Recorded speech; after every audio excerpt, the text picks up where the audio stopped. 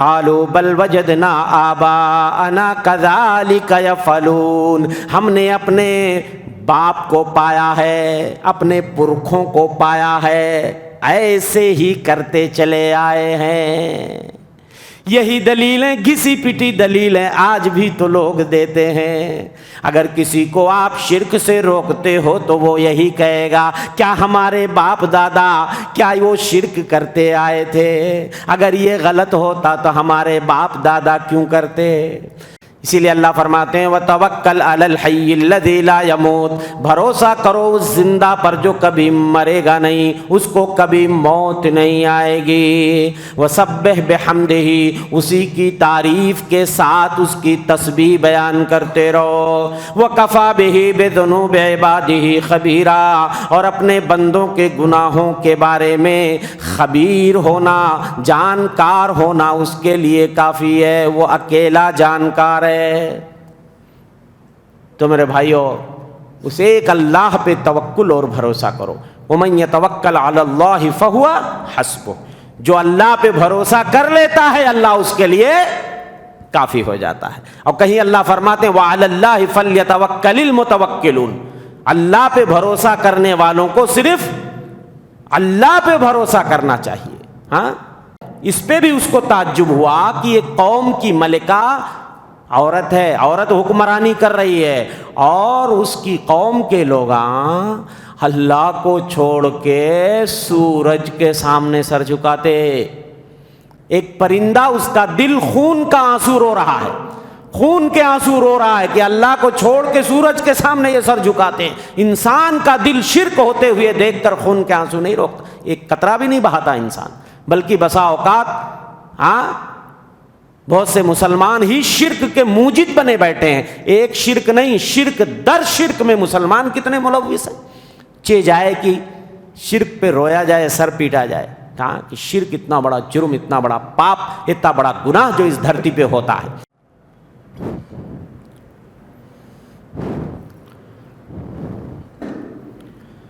فقد قال اللہ تعالی فی کتابہ الحکیم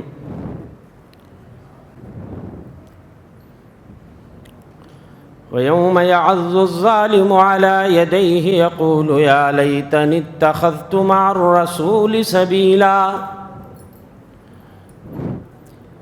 يَا وَيْلَتَىٰ لَيْتَنِي لَمْ أَتَّخِذْ فُلَانًا خَلِيلًا لَقَدْ أَضَلَّنِي عَنِ الذِّكْرِ بَعْدَ إِذْ جَاءَنِي وَكَانَ الشَّيْطَانُ لِلْإِنسَانِ خَذُولًا۔ برادران اسلام، پردہ نشین ماں اور بہنوں، نوجوان دوستوں اور ساتھیوں، عزیز بچوں، سورہ فرقان کا بقیہ حصہ سورہ شعراء اور سورہ نمل کی تلاوت ہم نے سنی۔ سب سے پہلے سورہ فرقان کے بقیہ حصے سے میں ایک آیت لیتا ہوں۔ اس آیت کے اندر اللہ جل شانہ فرماتے ہیں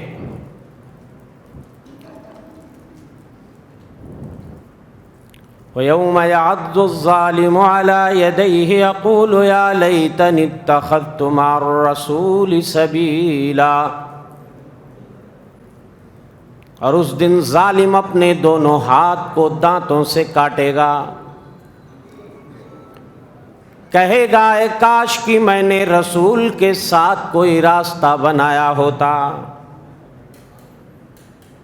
یا ویلتا، ہائے میری بربادی، لیتنی لم اتخذ فلانا خلیلا، کاش کہ میں نے فلاں کو اپنا دوست نہ بنایا ہوتا۔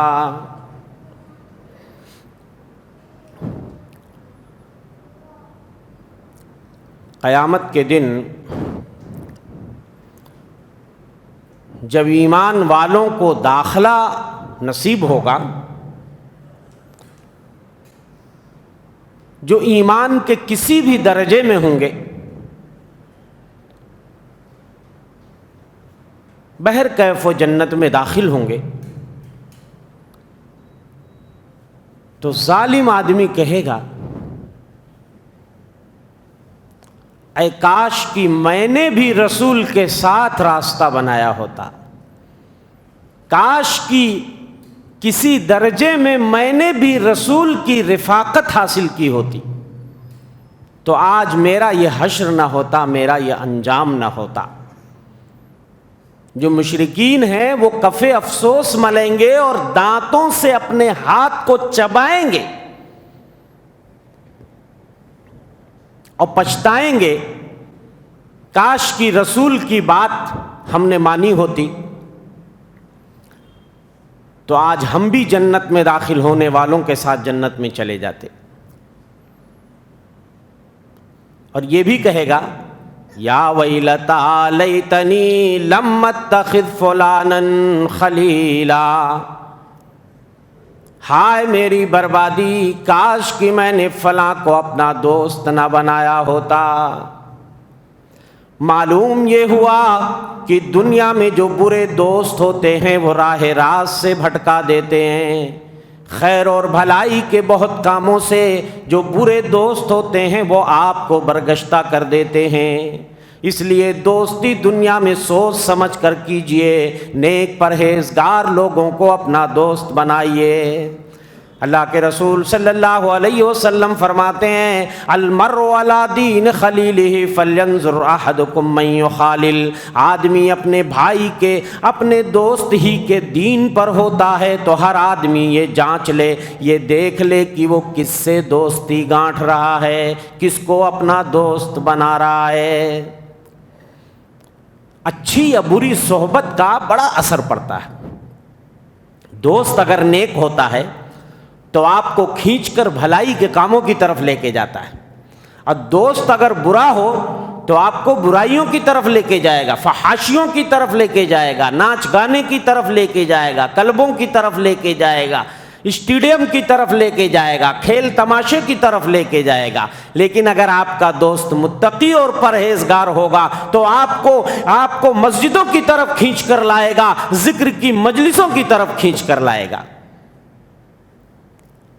اسی لیے اللہ کے رسول صلی اللہ علیہ وسلم نے مثال دی ہے اچھے برے دوست کی، مثل الجلیس الصالح والسوء کحامل المسک ونافخ الکیر، اچھے اور برے دوست کی مثال ایسے ہے جیسے کستوری اٹھانے والا، خوشبو بیچنے والا اور بھٹی دھونکنے والا۔ فحامل المسک اما ان یحذیک او تبتاع منہ او تجد منہ ریحا طیبا، جو کستوری اٹھانے والا ہوتا ہے، خوشبو بیچنے والا ہوتا ہے، اس سے اگر دوستی کرو گے تو یا تو اس سے کوئی عطر شیشی، کوئی خوشبو کی خرید لو گے، یا وہ تمہیں ہدیے تحفے میں دے دے گا، یا اس کی صحبت میں بیٹھو گے تو کم از کم تمہیں خوشبو ملے گی۔ وَأَمَّا نَافِخُ الْقِيرِ، جو بھٹی دھونکنے والا ہوتا ہے، جیسے لوہار اپنی بھٹی کو دھونکتا ہے، اس کی صحبت میں بیٹھو گے فَإِمَّا أَن يُحَرِّقَ ثِيَابَكَ، یا تو وہ آپ کے کپڑے جلا دے گا، أَوْ تَجِدَ مِنْهُ رِيحًا خَبِيثًا، وہاں پہ آپ کو دھوئیں ملیں گے، بدبو ملے گی، اس کے علاوہ کچھ نہیں ملے گا۔ لوہار کے پاس بیٹھو گے، جو لوہے تپاتا ہے، گرم کرتا ہے بھٹی میں، تو کوئی چنگاری اڑ کے آئے گی، آپ کے کپڑے جلا دے گی، یا تو آپ دھواں پاؤ گے اور بدبو پاؤ گے۔ یہ مثال دے کر کے اللہ کے رسول صلی اللہ علیہ وسلم نے سمجھایا ہے کہ دوست کس کو بنانا چاہیے۔ اور ایک دوسری روایت میں آپ نے فرمایا لا تصاحب الا مومنا، صرف مومن کو اپنا دوست بناؤ، ولا یاکل طعامک الا تقی، اور تمہارا کھانا متقی اور پرہیزگار کھائے۔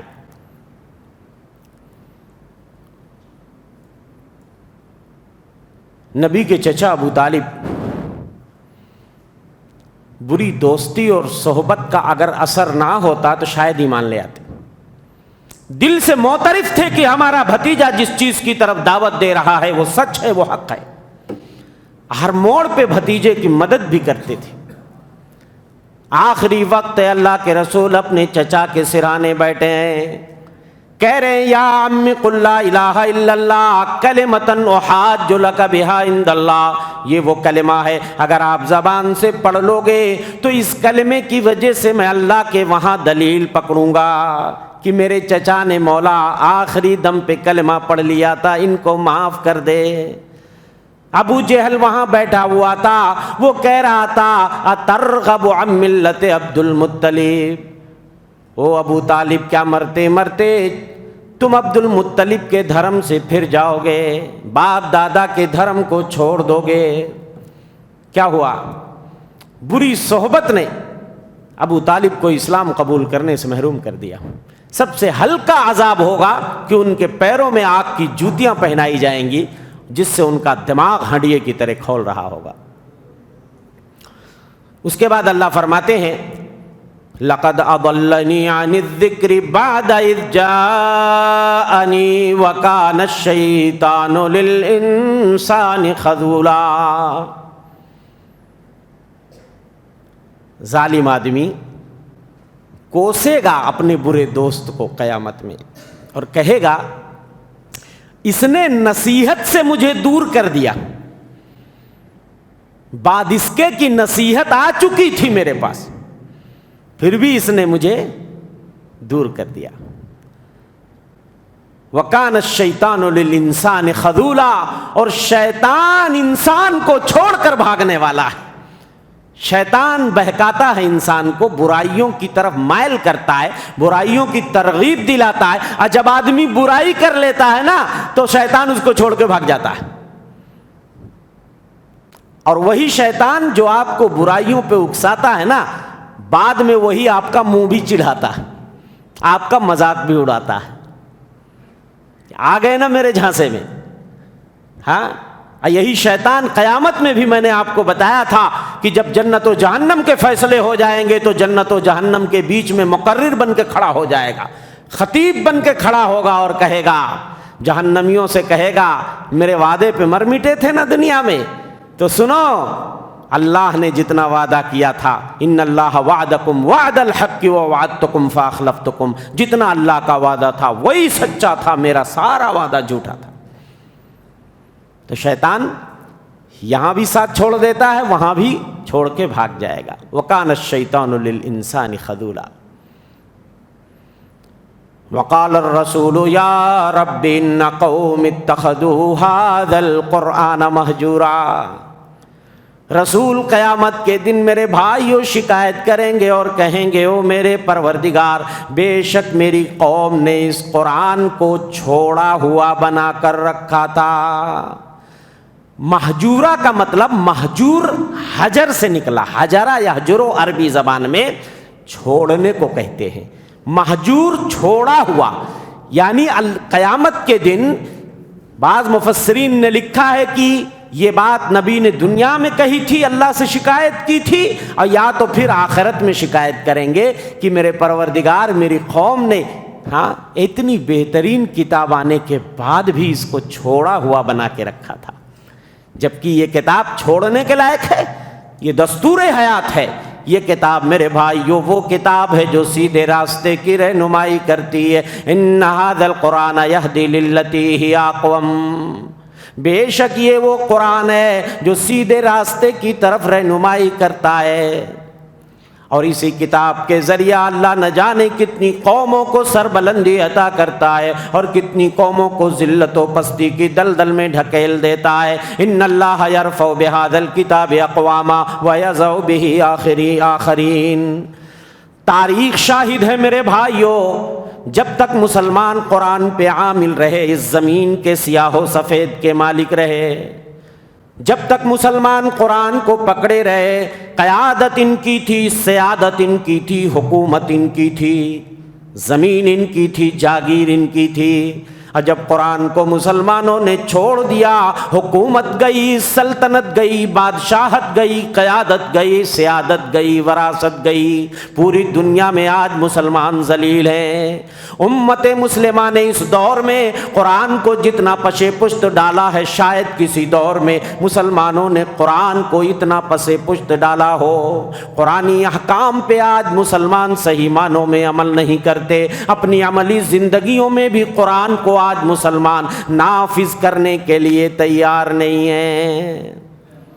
صرف مسلمان یہ سمجھتا ہے کہ برکت کے لیے قرآن گھر میں رکھو اور کبھی کبھی اس کو ریڈ کر لو۔ دنیا میں کوئی ایسی کتاب ہے کہ جس کو آپ پڑھیں اور معنی نہ سمجھیں؟ کوئی زبان آپ محنت کر کے حاصل کر لو، لکھنا پڑھنا جان جاؤ۔ مثال کے طور پہ میں انگریزی لکھ سکتا ہوں، ریڈ کر سکتا ہوں، بٹ سمجھ نہیں سکتا۔ 90% میں مان لیجئے 10% سمجھتا ہوں انگریزی، لکھ بھی لیتا ہوں، ریڈ بھی کر لوں گا۔ اگر کوئی بک مجھے انگریزی کی دے دی جائے پڑھنے کے لیے تو پڑھ لوں گا میں اس کو، یا میرا دل کہے گا اس کو پڑھنے کے لیے کہ پوری کتاب میں ریڈ کر جاؤں، ختم کر لوں پوری کتاب؟ ایک دو پنہ بھی نہیں پڑھ پاؤں گا کہ تھک ہار کے اس کو، یار سمجھ میں نہیں آتی یہ کتاب، اس کو پڑھنے کا کیا فائدہ؟ یا میں یہ نہیں کہتا مسلمانوں کہ قرآن آپ صرف ریڈ کرو گے تو آپ کو ثواب نہیں ملے گا، لیکن کیا اللہ نے میسج دیا ہے اس کتاب کے اندر، وہ مسلمان جاننے کی کوشش کب کرے گا؟ یہ اصل سوال ہے۔ یہ سوال نہیں ہے کہ قرآن پڑھنے سے ثواب ملے گا کہ نہیں ملے گا۔ جب تک قرآن کو سمجھیں گے نہیں تو قرآن کو ہم اپنی عملی زندگی میں نافذ کیسے کریں گے؟ بہت اگر ہمارا جوش اور جذبہ آسمان پہ ہوتا ہے تو اپنے بچے کو حافظ قرآن بنا دیتے ہیں، یا بہت سارے لوگ ناظرہ قرآن بولتے، مولوی صاحب کے پاس میرا بیٹا قرآن پڑھنے جاتا ہے، ٹھیک ہے بچے کو پڑھنا آ گیا، ناظرہ آ گیا۔ بہت کوئی ماشاءاللہ اگر جذبہ ہوا تو بیٹے کو حافظ بنا دیا، لیکن حافظ بھی ہوا بیٹا تو ایک لفظ نہیں سمجھتا۔ ہاں، اسی لیے میں اکثر کہتا ہوں کہ حافظ بناؤ تو عالم بھی بناؤ۔ جب تک قرآن کا معنی مطلب نہیں سمجھنے والا بنے گا حافظ قرآن نہیں، اس کی روح میں اور اس کی دل کی گہرائی میں یہ آیتیں نہیں اتر سکتی۔ کتنوں بڑھیا وہ قرآن پڑھ کے سنا دے۔ تو میرے بھائیو، قرآن کو آج چھوڑنے کی وجہ سے مسلمان ذلت و پستی کی دلدل میں چلا گیا ہے۔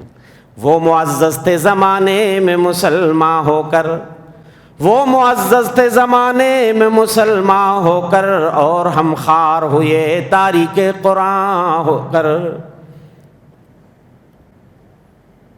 تو میرے بھائیو، کہیں ایسا نہ ہو کہ رسول ہماری شکایت لگا دیں قیامت کے دن، اے اللہ میری قوم نے قرآن کو مہجور بنا دیا تھا، چھوڑا ہوا۔ اور مہجور کا مطلب حافظ ابن کثیر فرماتے ہیں صرف قرآن کو پڑھ لینا کافی نہیں ہے، قرآن کی تلاوت کو اگر آپ نہیں سنتے ہو تو یہ بھی قرآن کو مہجور بنانا ہے۔ قرآن کے مطابق عمل نہیں کرو گے تو بھی گویا آپ نے قرآن کو چھوڑا ہوا بنا دیا۔ اگر قرآن سے فیصلے نہیں لوگے تو بھی آپ نے قرآن کو مہجور بنا دیا۔ قرآن کو عملی زندگی میں نافذ نہیں کرو گے تو بھی آپ نے قرآن کو مہجور بنا دیا۔ قرآن سے شفا نہیں لوگے تو بھی آپ نے قرآن کو مہجور بنا دیا۔ اور قرآن میں تأمل و تدبر نہیں کرو گے، غور نہیں کرو گے تو بھی اس میں آپ آ جاؤ گے مہجور میں۔ مہجور میں صرف یہ نہیں ہے کہ اگر آپ قرآن کو ریڈ نہیں کرتے ہو تب صرف یہ کہا جائے گا کہ آپ نے قرآن کو چھوڑ دیا ہے۔ تو اس لیے اس طرف توجہ دینے کی ضرورت ہے۔ اس کے بعد سورہ فرقان میں ہی آگے اللہ جل شانہ فرماتے ہیں وَتَوَكَّلْ عَلَى الْحَيِّ الَّذِي لَا يَمُوتُ، اس زندہ ذات پر بھروسہ کرو جس کو موت نہیں آتی۔ بھروسہ کس پہ کرنا ہے؟ جو زندہ ہے، ہمیشہ سے زندہ رہے گا، اور جس کو کبھی موت نہیں آتی۔ جو مر جائے اور اپنے آپ کو مرنے سے نہ بچا سکے اس پہ بھروسہ کیا جا سکتا ہے؟ آج یہی ہو رہا ہے۔ جن کو بھی لوگ بڑا سمجھ رہے ہیں، داتا سمجھ رہے ہیں، مشکل کشا سمجھ رہے ہیں، گنج بخش سمجھ رہے ہیں، حاجت روا سمجھ رہے ہیں، وہ سب مرتے ہیں یا نہیں مرتے؟ تو جو مر جائے اب اپنے آپ کو مرنے سے نہ بچا سکے، اس کے اوپر بھروسہ نہیں کیا جا سکتا۔ اسی لیے اللہ فرماتے ہیں وَتَوَكَّلْ عَلَى الْحَيِّ الَّذِي لَا يَمُوتُ، بھروسہ کرو اس زندہ پر جو کبھی مرے گا نہیں، اس کو کبھی موت نہیں آئے گی۔ وَسَبِّحْ بِحَمْدِهِ، اسی کی تعریف کے ساتھ اس کی تسبیح بیان کرتے رہو۔ وَكَفَى بِهِ بِذُنُوبِ عِبَادِهِ خَبِيرًا، اور اپنے بندوں کے گناہوں کے بارے میں خبیر ہونا، جانکار ہونا اس کے لیے کافی ہے، وہ اکیلا جانکار ہے۔ تو میرے بھائیو، اس ایک اللہ پہ توکل اور بھروسہ کرو۔ وَمَن يَتَوَكَّلْ عَلَى اللَّهِ فَهُوَ حَسْبُهُ، جو اللہ پہ بھروسہ کر لیتا ہے اللہ اس کے لیے کافی ہو جاتا ہے۔ اور کہیں اللہ فرماتے ہیں وَعَلَى اللَّهِ فَلْيَتَوَكَّلِ الْمُتَوَكِّلُونَ، اللہ پہ بھروسہ کرنے والوں کو صرف اللہ پہ بھروسہ کرنا چاہیے۔ ہاں، اور کہیں اللہ فرماتا ہے کہ اللہ پہ بھروسہ کرو اگر تم مومن ہو صحیح معنوں میں۔ میرے بھائیو، اللہ پہ جب بندہ بھروسہ کرتا ہے نا، اللہ اس کے لیے راستے نکال دیتا ہے۔ اللہ اس کو ایسی جگہوں سے روزی عطا کرتے ہیں کہ بندہ سوچ نہیں سکتا۔ فرمایا اللہ کے رسول صلی اللہ علیہ وسلم نے وَلَوْ أَنَّكُمْ تَوَكَّلْتُمْ عَلَى اللَّهِ حَقَّ تَوَكُّلِهِ لَرَزَقَكُمْ كَالطُّيُورِ، اگر تم صحیح معنوں میں اللہ پہ توکل اور بھروسہ کرنے لگ جاؤ تو وہ تمہیں پرندوں کی طرح روزیاں دے گا۔ تغدو خماسا وتروح بطانا، یہ پرندے خالی پیٹ صبح کو اپنے گھونسلوں سے نکلتے ہیں، شام کو پیٹ بھر کے واپس آتے ہیں۔ ایسی روزیاں اللہ ذراہ غیب تمہارے لیے روزی کا اللہ، لیکن اس کا یہ مطلب نہیں ہے کہ توکل اور بھروسہ کا کہ ہم اپنے گھر کو بیٹھے رہیں اور کام پہ نہ جائیں، ڈیوٹی پہ نہ جائیں، ہاں ہماری روزی وہیں اللہ بھیج دے گا ہمارے گھر میں۔ نہیں، توکل کا یہ مطلب نہیں ہے۔ توکل کا مطلب یہ ہے پہلے اسباب اختیار کرو پھر اس اللہ پہ بھروسہ کرو۔ ایک صحابی آتے ہیں، ایک صاحب، اور اپنا اونٹ کھلا چھوڑ دیتے ہیں اور اللہ کے رسول صلی اللہ علیہ وسلم کے پاس حاضر ہوتے ہیں۔ تو اللہ کے رسول صلی اللہ علیہ وسلم پوچھتے ہیں اپنے اونٹ کو باندھا یا نہیں باندھا؟ کہنے لگے نہیں، میرا بھروسہ ہے اللہ پہ، میں نے اونٹ کو کھلا چھوڑ دیا۔ آپ نے کہا اعقلھا ثم توکل علی اللہ، پہلے اس کو باندھ دو اچھے سے، مضبوطی سے، پھر اللہ پہ بھروسہ کرو۔ آپ کہیں جا رہے ہو سفر پہ، اب بولو کہ جی میرا اللہ پہ بھروسہ ہے، آپ گھر کھلا چھوڑ کے چلے گئے؟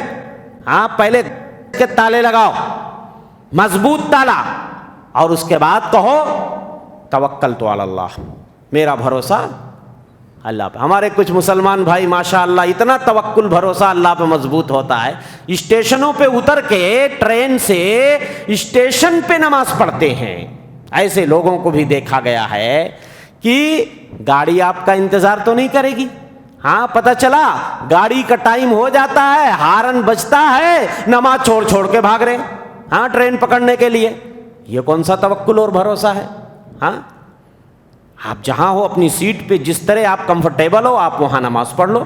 اور کتنے لوگ تو ایسا مسلمانوں کو بدنام کر کے، میرے بھائیوں جہالت کی انتہا، مجھے تو ہنسی آتی ہے ایسے لوگوں پہ۔ ٹرینوں میں اکثر ملاقات ہو جاتی ہے، راستہ روک کر کے کھڑے ہو گئے اور پتہ چلا گیلری میں ہی جماعت بنا کے نماز پڑھ رہے۔ ہاں، اور ایسے ملک میں جہاں پہ حالات اتنے خراب ہیں میرے بھائیو، آپ دوسرے مسافروں کو بھی تکلیف پہنچا رہے ہیں اور دوسروں کو ہنسنے کا موقع بھی آپ دے رہے ہو۔ ہاں، کہ آپ گیلری میں جماعت بنا کے دوسرے مسافر ٹھہرے ہوئے ہیں، وہاں ایک آدمی ان کو روک کے کھڑا ہو جاتا ہے اور پتہ چلا کھٹا کھٹ 1 منٹ 1.5 منٹ میں نماز پڑھ لیتے ہیں، نماز کی بھی مذاق اڑا رہے۔ تو اللہ ہدایت دے ایسے مسلمانوں کو۔ جہالت بہت بری چیز ہے۔ آدمی بسا اوقات بڑا نیک تو ہو جاتا ہے بٹ اسلام کو سمجھ نہیں پاتا، اسلام کو صحیح معنوں میں سمجھ ہی نہیں پاتا ہے کہ اسلام ہے کیا چیز، اور نہ ہی وہ علماء سے سیکھنے کی کوشش کرتا ہے۔ بس وہ سوچ لیتا ہے داڑھی ہم نے بڑھا لیا، نمازیں وغیرہ شروع کر دی ہم نے، تسبیح ہاتھ میں پکڑ لیے، بس ہو گیا، سارا اسلام ہم نے سیکھ لیا، اب ہمیں کچھ سیکھنے اور علم حاصل کرنے کی ضرورت۔ اگر وہ علم سیکھتے تو انہیں یہ پتا ہوتا کہ ہر جگہ جماعت بنانے کی ضرورت نہیں ہوتی ہے، آپ اپنی سیٹ پہ بھی جس طریقے سے آپ پڑھ سکتے ہو آپ بیٹھ کر کے بھی نماز پڑھ سکتے ہو۔ تو اس کے بعد سورہ شورى کا آغاز ہوتا ہے۔ اللہ جل شانہ فرماتے ہیں یہاں سے سورہ شورى شروع ہو رہا ہے، طاسیم میم تلک آیات الکتاب المبین، یہ واضح کتاب کی آیتیں ہیں۔ لعلک باخع نفسک الا یکونوا مؤمنین، شاید اے نبی آپ اپنے آپ کو ہلاک کر لیں گے اگر یہ لوگ ایمان نہیں لاتے۔ دوسری جگہ اللہ نے اسی مضمون کو بیان فرمایا ہے، فَلَعَلَّكَ بَاخِعٌ نَفْسَكَ عَلَىٰ آثَارِهِمْ، شاید اے نبی آپ ان لوگوں کے پیچھے اپنے آپ کو ہلاک کر لیں گے، اپنے آپ کو قتل کر لیں گے۔ إِن لَّمْ يُؤْمِنُوا بِهَٰذَا الْحَدِيثِ أَسَفًا، اگر یہ اس بات پہ یعنی قرآن پہ ایمان نہیں لاتے ہیں تو آپ افسوس کرتے ہوئے اپنے آپ کو ہلاک کر لیں گے۔ ہمارے نبی اتنے حریص تھے اپنی قوم کی ہدایت کے لیے کہ آپ کا دل روتا تھا، راتوں کو اٹھ کے دعائیں کرتے تھے۔ ہمارا نبی اپنی امت کی ہدایت کے لیے آپ چاہتے تھے کہ کوئی آدمی بھی جہنم کے راستے پہ نہ چلے اور سارے لوگ ایمان لے آئیں، جبکہ قرآن نے کہہ دیا ہے نبی آپ کے چاہنے سے بھی اکثر لوگ ایمان نہیں لائیں گے۔ لیکن ہمارے نبی کی کوشش یہی ہوتی تھی، آپ فرمایا کرتے تھے اے لوگو میں تمہاری کمروں کو پکڑ کے، تمہاری کمر پکڑ پکڑ کے میں تمہیں روکتا ہوں، لیکن تم جہنم میں چھلانگ لگائے چلے جا رہے ہو۔ جیسے پتنگے آتے ہیں چراغ اور مشعل کے سامنے کود کود کے پتنگے پروانے اپنی جان دیتے ہیں، ایسے تم جہنم میں چھلانگ لگا رہے ہو اور میں تمہیں پکڑ کے روک رہا ہوں۔ جب آپ کو حکم ہوا وَأَنذِرْ عَشِيرَتَكَ الْأَقْرَبِينَ، اے نبی اپنے قریبی رشتہ داروں کو ڈرائیے۔ ہمارے نبی کی شفقت دیکھیے اور اپنی قوم پہ شفقت کا جذبہ دیکھیے۔ آپ ایک پہاڑی پہ، صفا پہاڑی پہ چڑھ جاتے ہیں، زور زور سے آواز لگانے لگتے ہیں، آپ کہتے ہیں یا معاشرہ قریش، قریش کے لوگوں اشتروا انفسکم، اپنی جانوں کو خرید لو، مطلب اپنی جانوں کو ہلاکت سے بچا لو۔ انا لا اغنی عنکم من اللہ شیئا، کہ میں قیامت کے دن اللہ سے تمہیں کچھ بھی بے نیاز نہیں کر پاؤں گا، قیامت میں تمہارے کام نہیں آؤں گا۔ او میرے چچا عباس اپنی تیاری دنیا میں کر لو، میں قیامت کے دن تمہارے بھی کام نہیں آؤں گا۔ او میری پھوپھی تم بھی تیاری کر لو، قیامت میں میں تمہارے کام نہیں آؤں گا۔ او میری بیٹی فاطمہ سلینی من مالی ما شئتی، میرے مال میں سے جو چاہو مانگ لو، لیکن قیامت کے دن میں تمہارے بھی کام نہیں آؤں گا۔ اور ایک بار مکہ والوں نے آپ سے کہا کہ اگر آپ صفا پہاڑی کو سونا بنا دیں، اپنے اللہ سے دعا کر دیجئے اللہ ہمارے لیے سونا بنا دے۔ آپ بہت تڑپتے ہو نا کہ ہم لوگ سب اسلام لے آئیں، تو ہماری ایک فرمائش پوری کروا دو، اپنے اللہ سے دعا کرو اللہ پوری صفا پہاڑی کو سونا بنا دے۔ ہمارے نبی اس کے لیے بھی تیار ہو گئے اور اللہ سے دعا کرنے لگے۔ مسند احمد کی روایت ہے، جبریل امین آ گئے، کہا اے محمد اللہ تمہیں سلام پیش کر رہے ہیں اور یہ کہہ رہے ہیں کہ اگر ہمارا نبی یہ چاہتا ہے کہ میں صفا پہاڑی کو ان کے لیے سونا بنا دوں تو میں سونا بنا دوں گا، لیکن اگر آپ چاہو تو تھوڑا انتظار کرو، اگر آپ چاہتے ہو ان کی ہدایت تو تھوڑا انتظار کرو، اور اگر میں صفا پہاڑی کو سونا میں نے بنا دیا اور اس کے بعد بھی اگر یہ میرے اوپر ایمان نہیں لائے تو میں ان کو وہ عذاب دوں گا جو میں نے ان سے پہلے کسی کو نہیں دیا ہے۔ ہمارے نبی کہتے نہیں نہیں نہیں، پھر میں انتظار کروں گا، میں انتظار کروں گا۔ اسی لیے میرے بھائیو طائف کی وادیوں میں آپ کو مار مار کے لہو لہان کر دیا گیا، خون بہہ کر کے آپ کے جوتے میں جم گیا۔ پہاڑوں کا فرشتہ آتا ہے اور کہتا ہے محمد اگر آپ بولو دو پہاڑیوں کو میں ایک میں ملا دوں اور ان کو اس کے درمیان رکھ کر پیس دوں، آپ نے فرمایا نہیں، میں تمہیں اس کے بارے میں بالکل نہیں کہوں گا۔ لعل اللہ یخرج من اصلابہم قوما، شاید اللہ ان کی قوم سے، ان کی پشت سے ایسی قوم کو نکالے جو صرف ایک اللہ کی عبادت کرے، اس کے ساتھ کسی کو شریک نہ کرے۔ کتنے حریص تھے آپ، کتنے شفیق تھے آپ کہ راتوں کو اٹھ کے روتے تھے، اور ایسا لگتا تھا اللہ تعالیٰ تسلی دے رہا ہے کہ اے نبی لوگ ایمان نہیں لا رہے ہیں تو آپ لگ رہا ہے کہ اپنی جان کو برباد کر لیں گے، اپنے آپ کو قتل کر لیں گے آپ. ہاں ہدایت تو اللہ کے ہاتھ میں ہے. ہاں وہ جس کو چاہے گا ہدایت دے گا. انک لا تہدی من احببت، اے نبی آپ جس کو چاہیں ہدایت نہیں دے سکتے. ولکن اللہ یہدی من یشاء، اللہ جسے چاہتا ہے اس کو ہدایت دے دیتا ہے. تو اس سے یہ پتہ چلا کہ ہمارے نبی اپنی امت کے لیے کتنے حریص تھے. ایک بار لوگوں نے کہا کہ اللہ کے رسول دوس قبیلے والے پہ آپ بد دعا کر دیجیے. آپ نے اپنا ہاتھ اٹھایا. لوگوں نے سوچا تو گئے یہ کام سے، اور جب ہاتھ اٹھایا تو کہا اللہم اہد دوسا وات بہم، اے اللہ دوس کو ہدایت دے دے، سب کو مسلمان بنا کے میرے پاس لے آ. بد دعا کرنے، آپ بد دعا سے بہت ہی سخت اور مشکل حالات میں آپ نے بد دعا کی ہے. بہت ایمرجنسی جب حالات آ گئے ہیں تو چند ہی لوگوں کے بارے میں آپ نے بد دعا کی ہے، ورنہ آپ کبھی جلدی بد دعا نہیں کرتے تھے. آپ یہی چاہتے تھے کہ ہم تکلیف جھیل لیں گے، سب کچھ برداشت کر لیں گے، لیکن میری قوم اسلام قبول کر لیں. اس کے بعد اللہ جل شانہ سورہ شعراء میں ہی فرماتے ہیں، حضرت ابراہیم کا واقعہ بارہا آپ کے سامنے آیا ہے. مختلف انداز میں اللہ نے قرآن کے مختلف جگہوں میں اللہ نے حضرت ابراہیم کا واقعہ بیان کیا. آپ کو پتہ ہے حضرت ابراہیم کو اللہ نے ایسے ایسے دلائل سمجھائے تھے. آسمان و زمین کی عظیم سلطنت کا مشاہدہ اللہ نے حضرت ابراہیم کو کروا دیا تھا. ہاں اس سے پہلے بھی میں بتا چکا ہوں. اور عجیب عجیب دلیلیں لاتے تھے کہ کسی طرح ابراہیم کی قوم بت پرستی سے توبہ کر لے. اور یہ دلیل اگر اللہ نہ سکھاتا تو حضرت ابراہیم بھی ایسی دلیلیں نہیں لا سکتے تھے. اللہ فرماتے ہیں وَاتْلُ عَلَيْهِمْ نَبَأَ ابراہیم، اے نبی لوگوں کے اوپر ابراہیم کا واقعہ پڑھ کر سنائیے. اذ قال لأبیہ وقومہ ما تعبدون، جب انہوں نے اپنے باپ اور اپنی قوم سے کہا ما تعبدون، کس چیز کی پوجا تم کرتے ہو. کیا ابراہیم کو نہیں پتا تھا کہ ان کی قوم کس چیز کی پوجا کرتی ہے؟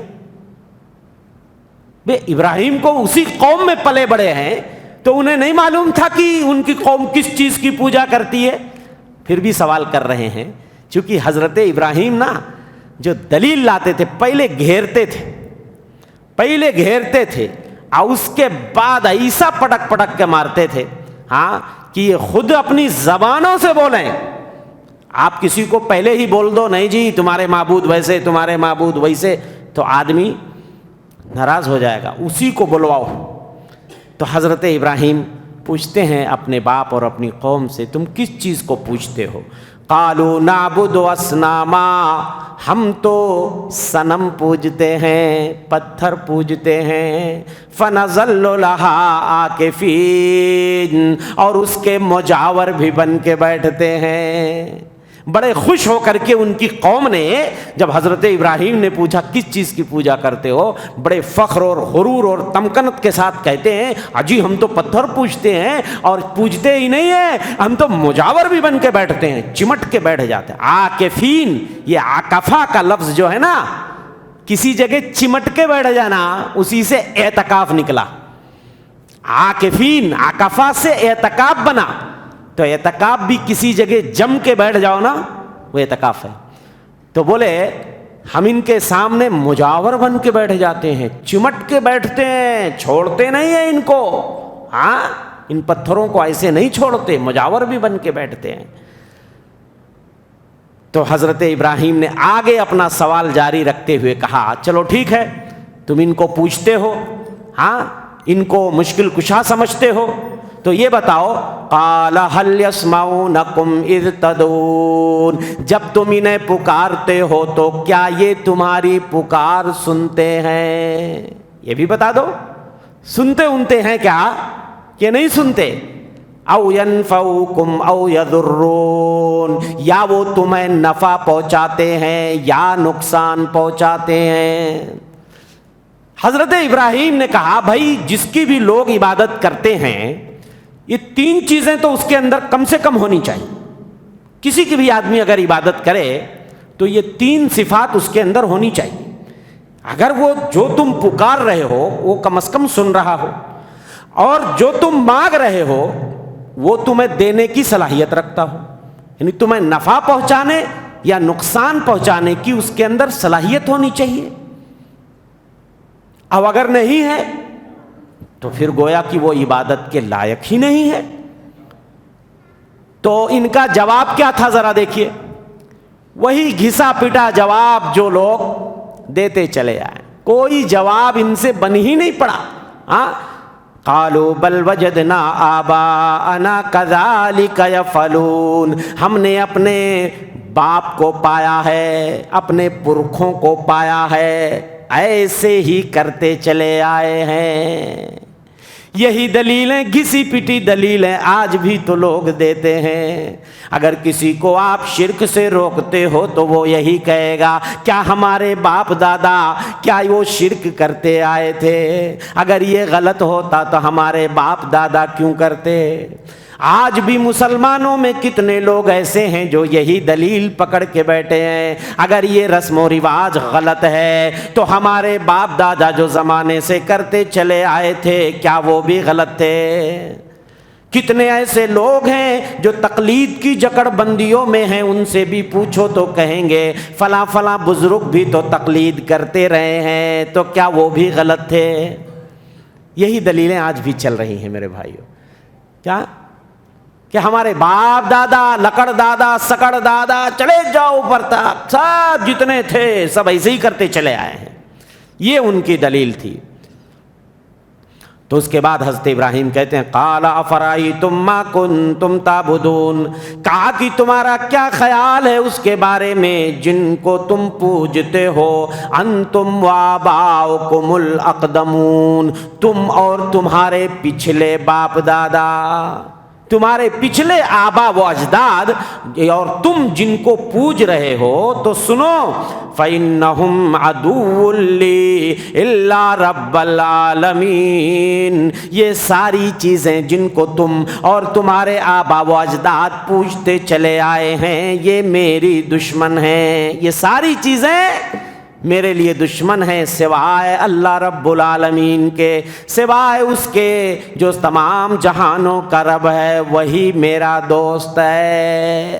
اب اپنے رب کے بارے میں انٹروڈیوس کرا رہے ہیں، حالانکہ وہ تو سارے جہانوں کا سب کا رب ہے، لیکن ذرا تم سن لو، تم سے تو میں نے پوچھ لیا کہ تمہارے معبودوں کا کیا حال ہے، تم سے تو کوئی جواب بن نہیں پڑا، تو میں جس کو اپنا رب مانتا ہوں ذرا اس کو بھی سن لو، اس کا پاور سن لو، اس کی طاقت سن لو. اب حضرت ابراہیم دلیل دے رہے ہیں الذی خلقنی فہو یہدین، جس نے مجھے پیدا کیا ہے وہی مجھے ہدایت دیتا ہے. والذی ہوا یطعمنی ویسقین، اور وہی ذات ہے جو مجھے کھلاتی ہے اور پلاتی ہے. وَإِذَا مَرِضْتُ فَهُوَ يَشْفِينِ، اور جب میں بیمار ہو جاؤں تو وہی مجھے شفا دیتی ہے، وہی ذات مجھے شفا دیتی ہے. والذی یمیتنی ثم یحیین، اور وہی ذات ہے جو مجھے مارے گی اور جلائے گی، جو مجھے مارے گی اور زندہ کرے گی، وہی ذات ہے. والذی اطمع ان یغفر لی خطیئتی یوم الدین، وہ ذات ہے جس سے میں امید رکھتا ہوں کہ وہ بدلے کے دن میری غلطیوں کو معاف کر دے گا، بدلے کے دن میری غلطیوں کو معاف کر دے گا. اور اس کے بعد اللہ سے دعا کر رہے ہیں رب حب لی حکما والحقنی بالصالحین، اے اللہ مجھے حکم عطا فرما، یعنی فیصلے کی طاقت عطا فرما، میں درست فیصلہ کر سکوں، تو اللہ مجھے فیصلے کی طاقت عطا فرما. والحقنی بالصالحین، اور اے اللہ نیکوکاروں سے مجھے ملا دینا. नेकोकारों में मेरा नाम लिख देना, अय अल्लाह अहले जन्नत में मेरा भी नाम लिख देना।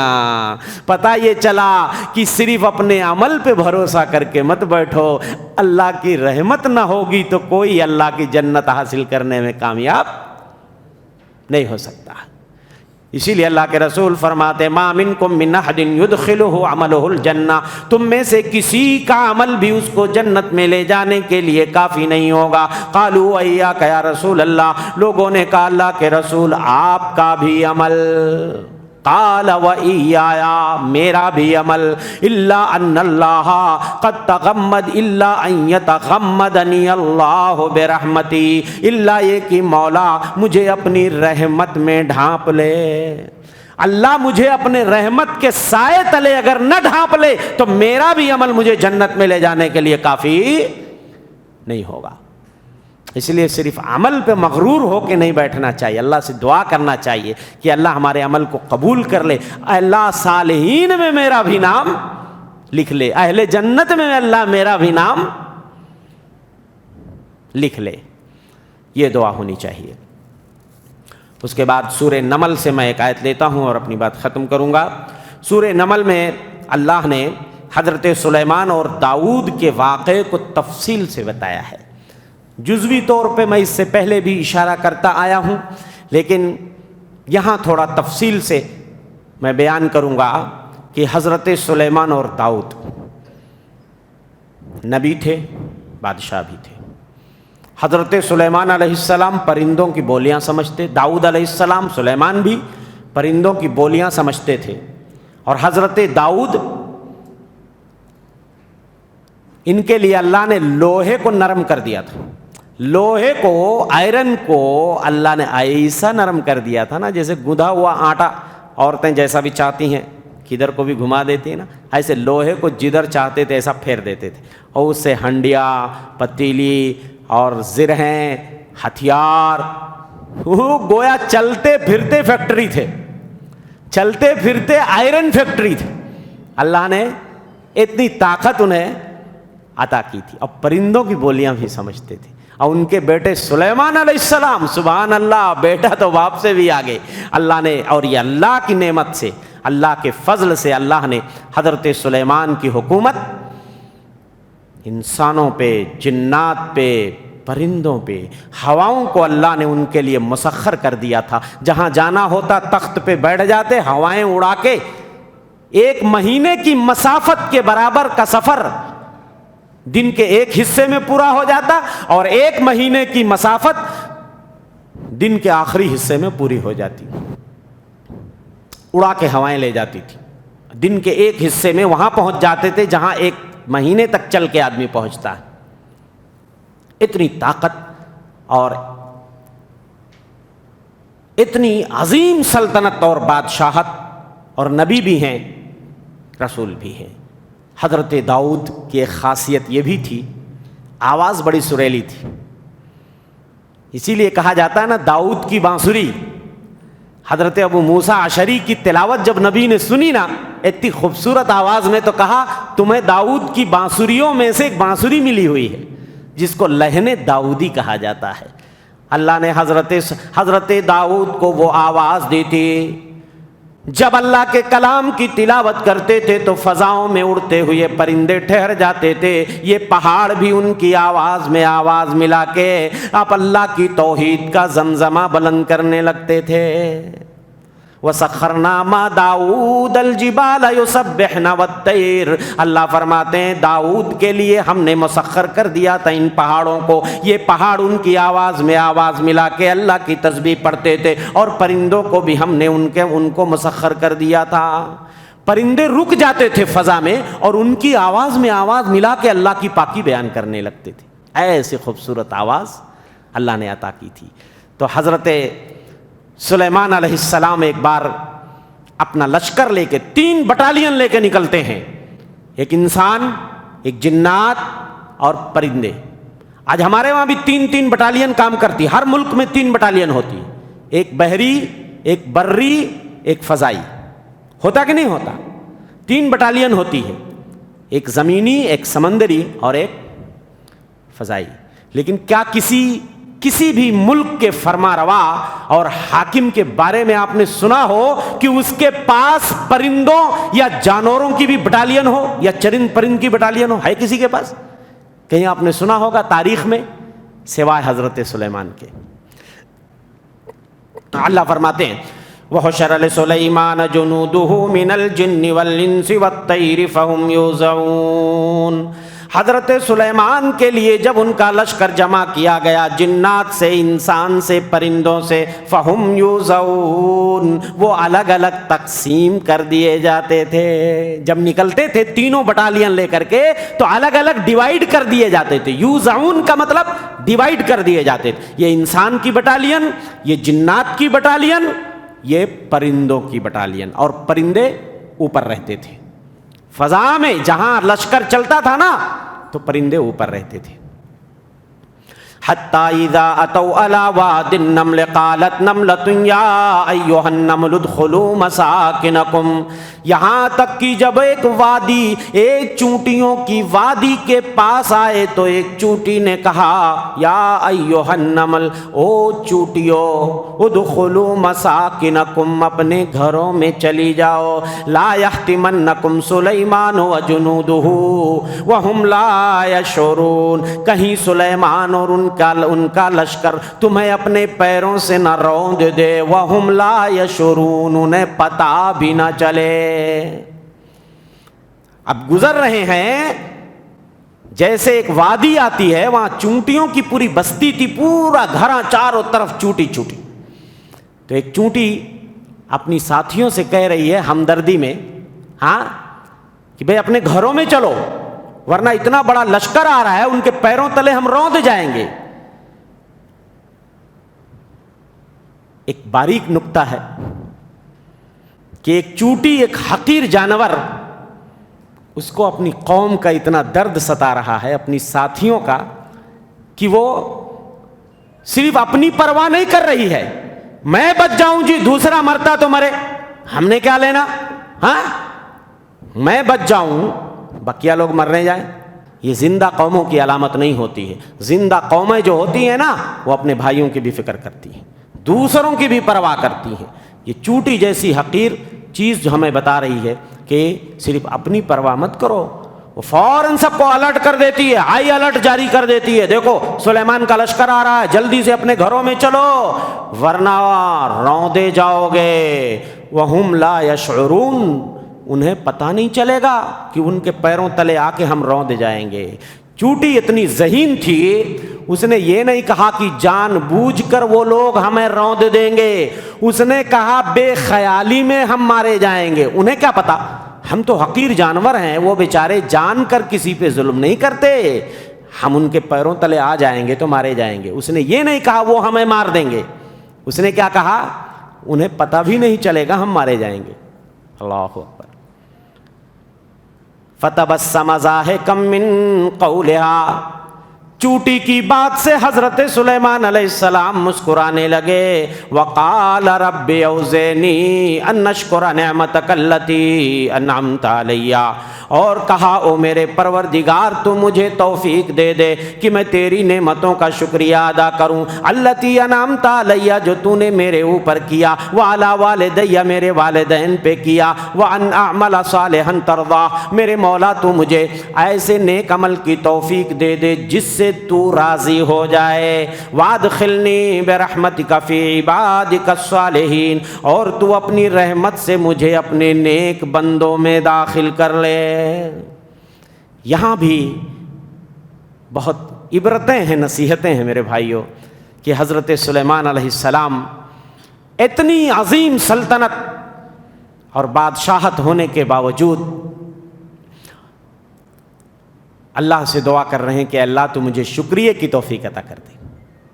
شکریہ ضروری ہے، اور شکریہ کے لیے عمل ضروری ہے، اسی لیے اللہ فرماتا ہے اعملوا آل داؤد شکرا، آل داؤد اتنی نعمتیں جو ہم نے دی ہیں نا، شکریہ کے طور پہ عمل کرو۔ وقلیل من عبادی الشکور، میرے تھوڑے بندے شکر گزار ہوتے ہیں۔ تو نعمت ملے تو شکریہ ادا کرو، اور نعمت بڑھتی جائے تو شکریہ بڑھاتے جاؤ، اور بغیر عمل کے شکریہ ادا نہیں ہوتا۔ تو اس لیے اس کے اندر درس اور عبرت ہے۔ اور اس کے بعد حضرت سلیمان جب آگے نکلتے ہیں تو پرندوں کا حساب لیتے ہیں، بھائی کون کون حاضر ہے، کوئی غائب تو نہیں ہے. تو پتہ چلا ایک پرندہ غائب ہے، اس کا نام ہدہد پرندہ. تو حضرت سلیمان ناراض ہو گئے، کہنے لگے یہ میری اجازت کے بغیر، میرے پرمیشن کے بغیر کیسے غائب ہو گیا جی؟ ہاں اگر یہ کوئی واضح دلیل لے کر نہیں آتا ہے تو میں بہت سخت سزا دوں گا یا اس کو ذبح ہی کر دوں گا. کیسے میرے پرمیشن کے بغیر چلا گیا؟ جب پرندہ آتا ہے تو کہتا ہے کہ میں قوم سبا کے پاس سے آ رہا ہوں اور ایک خبر لا رہا ہوں، اور یہ خبر اس میں بالکل ڈاؤٹ فل نہیں ہے، بالکل دلیل کے ساتھ میں خبر لا رہا ہوں کہ میں ایک قوم کے پاس گیا جس کو قوم سبا کہا جاتا ہے. اس قوم کی ملکہ ایک عورت ہے. اس پہ بھی اس کو تعجب ہوا کہ ایک قوم کی ملکہ عورت ہے، عورت حکمرانی کر رہی ہے، اور اس کی قوم کے لوگ اللہ کو چھوڑ کے سورج کے سامنے سر جھکاتے.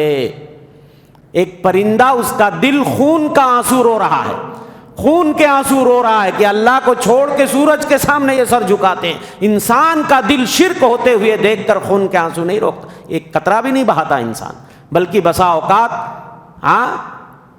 بہت سے مسلمان ہی شرک کے موجد بنے بیٹھے ہیں. ایک شرک نہیں، شرک در شرک میں مسلمان کتنے ملوث ہیں. چے جائے کہ شرک پہ رویا جائے، سر پیٹا جائے. کہا کہ شرک اتنا بڑا جرم، اتنا بڑا پاپ، اتنا بڑا گناہ جو اس دھرتی پہ ہوتا ہے.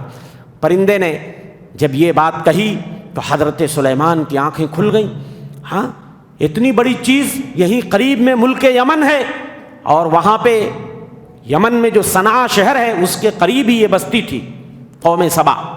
ہاں کہا مجھے یہ بات نہیں معلوم ہو سکی.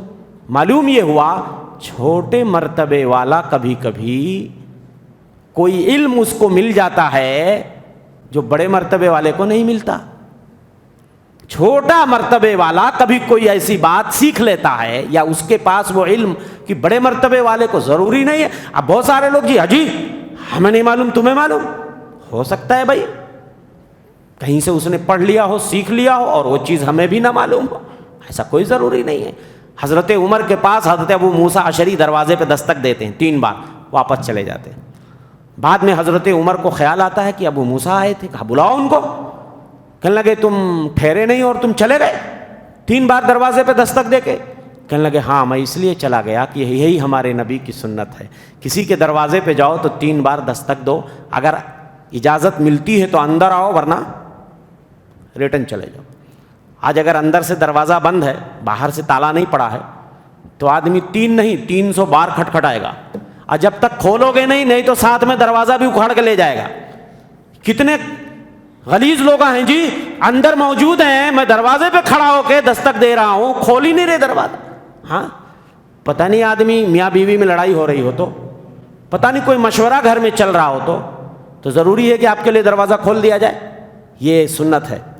3 بار دروازہ ناک کیجئے، اجازت ملتی ہے تو اندر آئیے ورنہ ریٹرن چلے جائیے، اور دل میں برا خیال بھی مت لائیے. تو واپس چلے گئے. حضرت عمر ناراض ہو گئے، کہنے لگے یہ حدیث مجھے نہیں معلوم، تمہیں معلوم؟ دلیل لے کر آؤ نہیں تو مار کے پیٹھ توڑ دوں گا. بڑے پریشان ہوئے، صحابہ کی ایک مجلس کے پاس سے گزرے. صحابہ نے پوچھا کیا بات ہے، بہت پریشان نظر آ رہے ہیں. کہنے لگے حضرت عمر سے یہ حدیث میں نے بتائی تو انہوں نے دھمکی دی ہے، دلیل لے کر آؤ نہیں مار کے پیٹھ توڑ دوں گا. تو کہا کہ اس میں کون سی بات ہے، ہم میں سے ایک چھوٹا صحابی بھی اس بات کی شہادت دے سکتا ہے کہ یہ بات نبی نے فرمائی ہے. اور ایک صحابی آتے ہیں اور وہ شہادت دیتے ہیں کہ ہاں نبی نے یہ بات فرمائی ہے. تو حضرت عمر کیا بولتے ہیں، عمر یہ حدیث کیسے سنے گا؟ عمر تو بازاروں منڈیوں میں رہتا ہے، تجارت کرتا ہے، تو جو نبی کے ساتھ زیادہ رہے گا وہ نہ سنے گا، عمر کیسے سنے گا؟ تسلیم کر لیتے ہیں کہ بھائی عمر بڑے ہیں، لیکن کہتے ہیں ضروری نہیں ہے کہ میں ہر بات، ہر دلیل میرے پاس آ جائے، ہر علم میرے پاس آ جائے، ایسا کوئی ضروری نہیں ہے. تو یہ پتہ چلا اس سے. بہرحال واقعہ لمبا ہے، وقت بھی زیادہ ہو رہا ہے، کہ حضرت سلیمان نے کہا ٹھیک ہے میں ایک لیٹر دیتا ہوں، انہ من سلیمان و انہ بسم اللہ الرحمن الرحیم. لیٹر کیسے لکھا جاتا ہے سلیمان نے بتایا. نام پہلے لکھو بسم اللہ الرحمن الرحیم، محمد عبداللہ وڈگیری کرنول سے یہ خط ہے، بسم اللہ الرحمن الرحیم، خط لکھو. ہاں بسم اللہ الرحمن الرحیم، اور اس کے بعد خط بھیجا. جب اس کے پاس کہا ہدہد پرندے سے لے جاؤ خط دے کر کے آؤ. جب خط پہنچا اس نے اپنے درباریوں کو بلایا اور کہا یہ لیٹر آیا ہے، کیا کریں؟ تو انہوں نے کہا بھائی ہم تو تیار ہیں لڑنے کے لیے، لیکن تمہاری مرضی. ملکہ سے جو رانی ہوتی ہے اس سے کہتے ہیں. اس نے کہا نہیں، یہ بادشاہ جب کسی ملک میں داخل ہوتے ہیں نا تو بڑا فساد مچاتے ہیں اور اس کے جو معزز لوگ ہوتے ہیں ان کو ذلیل کر دیتے ہیں، اس لیے ہمیں لڑنا نہیں ہے. اس نے کہا میں پہلے گفٹ بھیجوں گی، ہدیہ دیکھتی ہوں یہ ہدیہ قبول کرتے ہیں کہ نہیں. حضرت سلیمان نے ہدیے کو ریٹرن کر دیا، کہا مجھے ہدیے کی ضرورت نہیں، اللہ نے مجھے ہر چیز سے نوازا ہے، ہدیے کی مجھے ضرورت نہیں ہے، بس تم اسلام لے آؤ، بس تمہارے حق میں یہی بہتر ہے، باقی مجھے کچھ نہیں چاہیے. اور اس کے بعد حضرت سلیمان علیہ السلام نے اس کے آنے سے پہلے اس کا اسٹیج جس پہ بیٹھتی تھی اس کو منگوا لیا، اب تھوڑا سا اس میں تبدیلی کر دی. اور اس کے بعد ملکہ سبا جس کا نام بلقیس بتایا جاتا ہے، حالانکہ کسی صحیح دلیل سے تو ثابت نہیں ہے لیکن مشہور یہی ہے کہ وہ چلتی ہے اور جاتی ہے ایمان لانے کے لیے، اسلام قبول کرنے کے لیے. حضرت سلیمان علیہ السلام نے شیشے کا محل بنوایا ہوا تھا، جنات ان کے اشارے پہ کام کرتے تھے. شیشے کا اتنا عالی شان محل جب اس کے صحن میں پہنچتی ہے تو سوچتی ہے کہ یہاں نیچے پانی بہ رہا ہے. شیشہ تھا، اس نے اپنے پائنچے اٹھا لیے، اتنا بھی نہ جان سکی. اور جب پہنچی اندر محل میں تو اپنا اسٹیج جب دیکھی تو حضرت سلیمان پوچھتے ہیں تیرا ہی اسٹیج ہے، تمہارا ہی ہے؟ کہتی ہے کأنہو، ویسے ہی تو لگتا ہے، کنفرم نہیں لے بٹ ویسے ہی لگتا ہے. ہاں ذہین عورت تھی. اور اس کے بعد اس نے اعلان کیا اپنے اسلام لانے کا. قرآن نے اس کا نقشہ کھینچا ہے. کہتی ہے قالت رب انی ظلمت نفسی، کہتی ہے میرے پروردگار میں نے اپنی جان پہ بڑا ظلم کیا. ایکسیپٹ کرتی ہے کہ ابھی تک میں گمراہیوں میں تھی، میری قوم سورج کو پوجتی تھی. ہاں وَأَسْلَمْتُ مَعَ سُلَيْمَانَ لِلَّهِ رَبِّ الْعَالَمِينَ، میں سلیمان کے ساتھ اللہ رب العالمین پہ اب کیا کرتی ہوں؟ ایمان لاتی ہوں، اسلام قبول کرتی ہوں. تو یہ پورا واقعہ سورہ نمل آپ پڑھیں انشاءاللہ. بہت ساری عبرتیں ہیں، بہت ساری نصیحتیں ہیں. اللہ سے دعا ہے کہ مولا ہم تمام بھائیوں کو قرآن کی سمجھ عطا فرمائے، قرآن کے مطابق زندگی گزارنے کی توفیق عنایت فرمائے. قرآن مجید کو اپنی عملی زندگیوں میں اللہ ہمیں نافذ کرنے کی توفیق عنایت فرمائے. آمین وما توفیق الا باللہ. وصلی اللہ علی نبینا محمد. السلام علیکم ورحمۃ اللہ وبرکاتہ.